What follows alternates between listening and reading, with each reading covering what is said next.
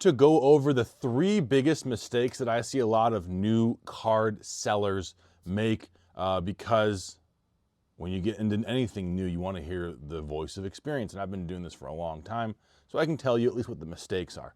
And those 3 mistakes I really see people making are, number 1, it's buying on the wrong time of the year. Falling into the hype, falling victim to hype cycles. Typically, here's the hype cycles. Around the draft is a hype cycle because the teams have a new player, everyone's excited. If you're selling college cards, or if you're, maybe someone didn't get picked to replace someone on that team, and that player who didn't get replaced, their value will go up. That's like the 3rd or 4th. Then you have during the season. Obviously, if it's on TV 5 days a week, people are talking about it. And then you have before the season, really big hype before the season. If you're going to sell rookies, that is the time, because before the season occurs, no one's been a bust yet. I repeat, before the season occurs, no one's been a bust. You can usually tell through like week 5, okay, who's going to be crappy and who's going to be good. Now, occasionally you'll have like players who will peak at the end of the year.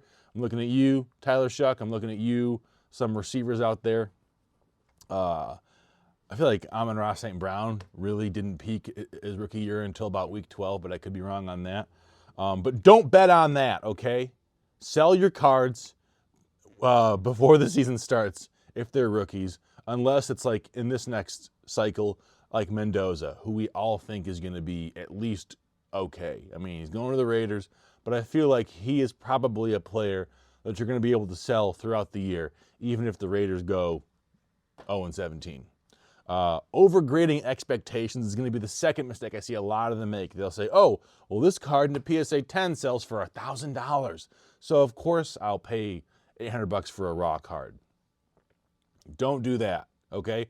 Assume the card grades out at an 8 or 9 when you're buying raw cards. If you do it that way, you're really going to mitigate your risk. You're going to hedge how much loss you can have. It's going to make there be fewer cards you can buy from. Your buying pool is going to be a lot smaller because, like I said, a lot of buyers do over-expect on the grade. But I think you make money in this business on what you don't buy rather than what you do buy, if that makes sense to anybody.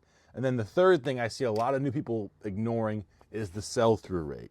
They get fixated on like, oh, it's a case hit. Well, if it's a case hit, of a nobody, if it's a case hit, Joey Harrington, that's the first name that came to mind when I think of guys who suck.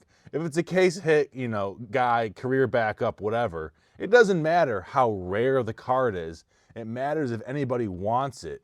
And unfortunately, you can, if you go to card shows, you can get by easier on the rarity angle. But if you're selling online, which most people I know sell online, you have to look at demand much more than rarity.